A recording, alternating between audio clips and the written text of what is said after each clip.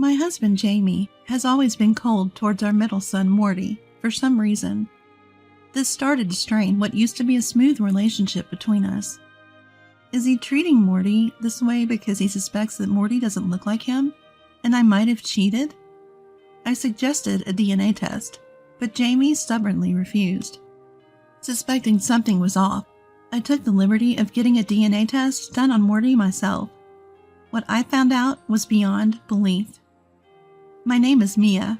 I'm 35 years old. I work full-time to support our family. Jamie and I will soon be celebrating our 10th wedding anniversary. We hit it off at a party, and things went smoothly to marriage. We have 3 kids. Our eldest son, Mark, our middle son, Morty, and our youngest, Lucia. Jamie has always been thrilled whenever I was pregnant. When he found out Lucia was going to be a girl, he was so happy he even teared up. Though raising 3 kids takes a toll both physically and financially, I feel incredibly blessed to be surrounded by such wonderful children.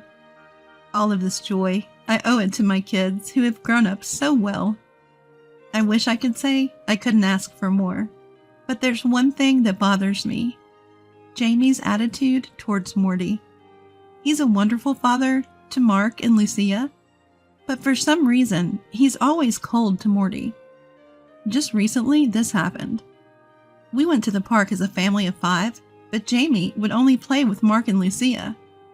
When Morty tried to join in, Jamie brushed him off, saying, "Morty, go play with your mom." "But I want to play here with Dad and everyone else." "Enough. I've got my hands full with Mark and Lucia." "All right," Morty said, his face looking as if he's about to cry. Frustrated, I confronted Jamie. "Hey, what's wrong with you? Don't you see you're hurting Morty?" "If you feel that way, why don't you play with Morty?" "That's not the point. Morty wants to play with you." "I told you, I'm busy with Mark and Lucia. I can't entertain all 3. "You don't have to talk to him like that. Look at him. He's about to cry." "Ugh. Can you stop nagging? Look, he's not my son. Keep him away from me." "What do you mean, not your son? That's outrageous. Morty is also the child I gave birth to. Why are you so cold?" Upon reflection, there have been signs over the years. Jamie would take off work for Mark and Lucia's birthdays, but he'd go to work on Morty's. During family trips, Morty is always left alone. The more I think about it, the colder Jamie's attitude toward Morty seems to have become over the years. Then, Morty spoke to me. "Mom, does Dad hate me?" "What? Why would you say that?" "'Cause Dad is nice to Mark and Lucia, but he's always hard on me." "I see. You've noticed too, huh? It must feel bad. You love your dad so much." "Yeah, I want to play with Dad like Mark and Lucia do." "Got it. I'll make sure to talk to Dad about it too," I assured. The thought of my young son feeling this way weighed on me. As a mom, it felt like a failure. After the kids had gone to bed, I approached Jamie. "Hey, Jamie, can we talk? It's about Morty." "No more talk about Morty, okay?" "Not okay. Morty asked me again today, does Dad hate me? How are you not embarrassed as a parent?" "I don't hate him. It's just, compared to Mark and Lucia, I don't find him as endearing." "What? That's your reason? They're all our beautiful children." "You wouldn't understand. Just leave Morty's issues to you. Don't involve me anymore." Jamie stormed out, slamming the door behind him. Alone in the room, tears welled up in my eyes. Why? How could he say such hurtful things? Morty is a good kid too. What makes him different from Mark and Lucia? Nothing changed in Jamie's behavior, no matter how many times I talked to him about Morty. He only became more affectionate toward Mark and Lucia, and the difference was glaring. I started losing trust in Jamie. Then one day, I was venting to a close friend. She hesitated before saying, "Well, I can't say for sure, but could Jamie suspect you're cheating?" "Cheating?" "Look, Morty doesn't resemble Mark and Lucia, right? Maybe he doesn't think Morty is his. What? I carried and gave birth to all 3 of them equally. Jamie was even there when they were born. But the only reason I can think of why he doesn't show affection to Morty is that. Just as she said, Morty doesn't look like me or Jamie when compared to the other 2. So does this mean his attitude should change because of that? From my perspective, that's incomprehensible. Still, I can't let this continue for my second son's sake. I decided to have a serious talk with Jamie later on. Hey, Jamie. About Morty. Again? I thought we were done talking about this. Do you think I cheated on you? What? Because Morty doesn't look like us. Do you think he's someone else's child? No, that's not what I meant. So what did you mean? Why are you cold to Morty alone? It doesn't make any sense. There's no deeper meaning. That's enough. No deeper meaning? Do you realize how much Morty's hurting because of your whims? Act responsibly. You're his father. After I said that forcefully, Jamie just looked down and went silent. The conversation wasn't going anywhere. I decided to resort to my final option. Fine. If that's the case, let's go get a DNA test. What? What are you talking about?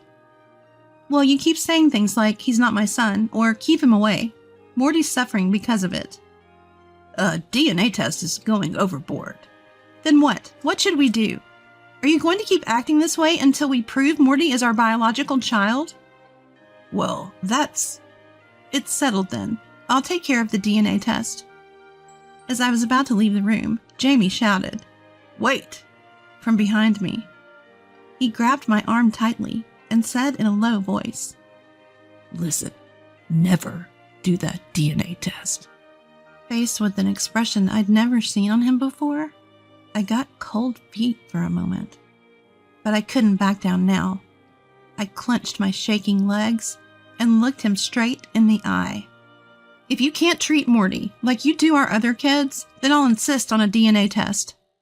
Stop this nonsense. We don't need to go to that extent. It's because of the way you're treating Morty. I don't want to do this either, you know? Calm down. There's no point in doing that. Enough. I can't stand seeing Morty so sad anymore. If I don't see any change in your attitude, I'll go ahead with the test. I shook off his grip and stormed out of the room.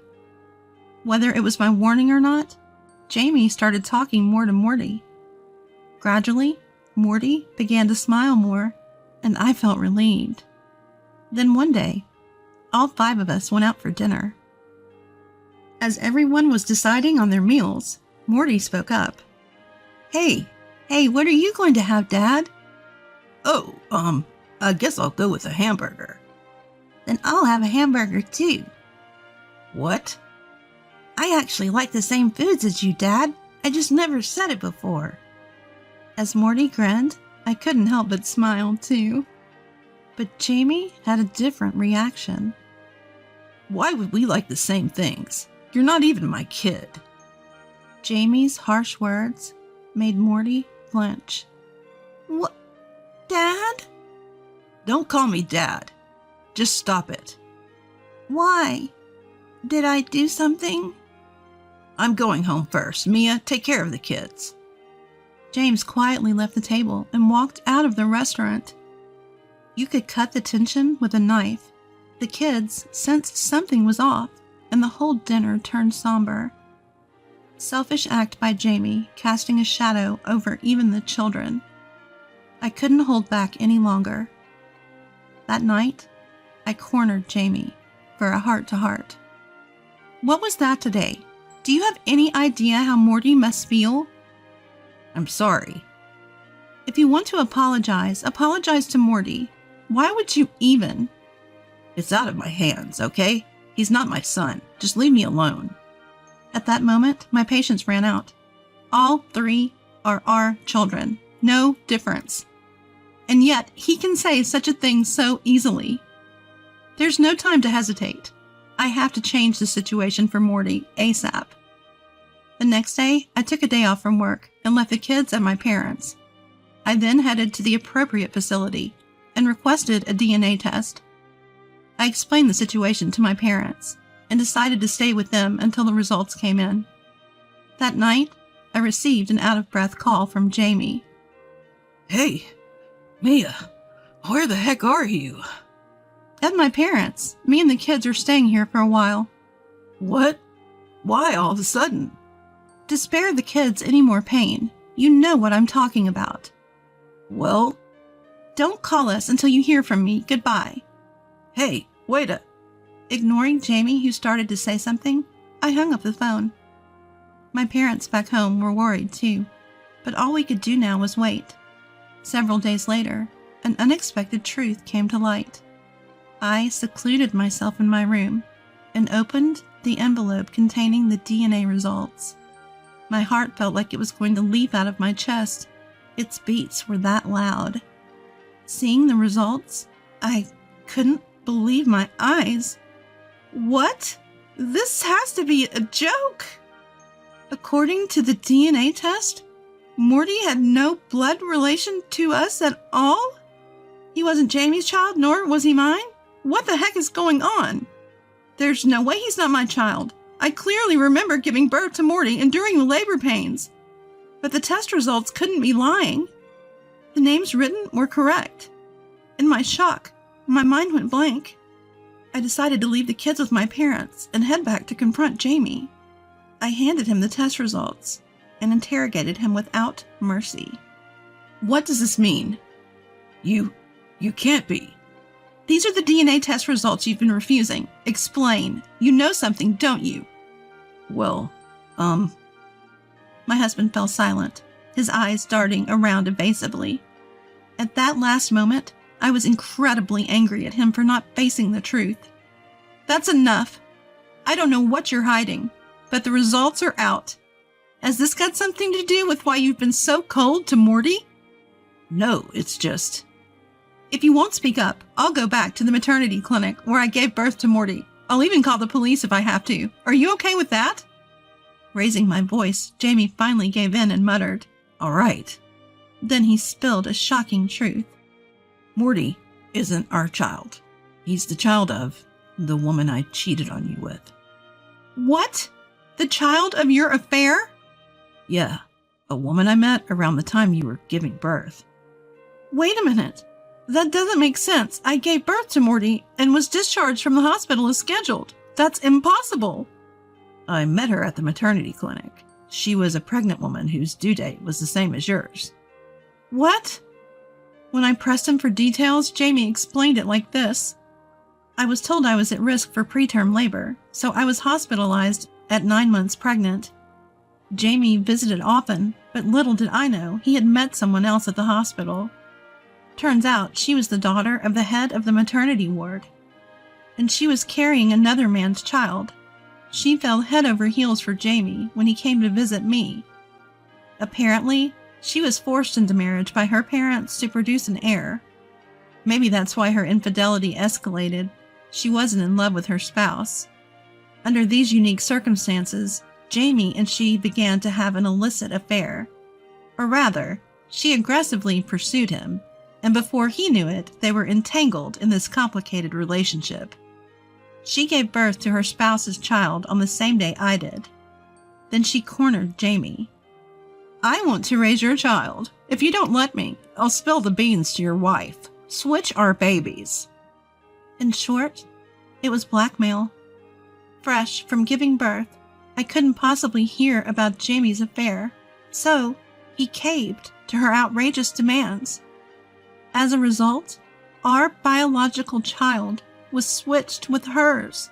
In the hospital, Morty, who is really her child, came home with me. Jamie, teary-eyed, finally came clean. I'm sorry. I'm really sorry. I tried to tell you the truth so many times, but I just couldn't. So that's why you've been so cold to Morty. I tried in the beginning, but as he grew up and started to look more like her, I couldn't bear it. I can't believe this. All because of that. You don't understand how hard it was for me. My feelings are something you'll never understand, Mia. You can't be serious. Selfish much? I found myself raising my voice. I couldn't believe he was playing the victim even now, refusing to acknowledge his own faults. A surge of unutterable anger filled me. Are you kidding me? I was struggling too, you say? Like I care. Morty's gone through way more pain than you because of your self-centered actions, and yet you're acting like the damsel in distress? What else could I do? Really? It all started because you cheated, letting yourself be manipulated by her? What about our real child? What about Morty's feelings? What will happen to them? Well, that is. I've had enough of you. You've lost any right to parent. I'll raise all 3 kids myself. They'll never see you again, nor will you claim to be their father. Live with your guilt, you piece of trash. Ignoring Jamie's attempt to hold me back, I stormed out of the house. I later consulted a lawyer and expedited the divorce. Jamie admitted to the affair, and based on the DNA test results, we divorced, with him taking full blame. I even found the woman he cheated with and made sure to demand alimony in the divorce trial. The only regret I had was finding out that our biological child had been living in a facility due to parental neglect. But there's no turning back now. People might think it's cruel, but Morty is my child now. From that day on, she had no contact with Jamie. I gained custody of the children, and now they're living at my parents' house. Fortunately, I have a job, so we're managing, but I expect to face various challenges ahead. Yet I have no regrets about my decision. I vow never to let Morty, who has come back to me, feel sad again. I plan to give equal love to all my children as if they are all my own.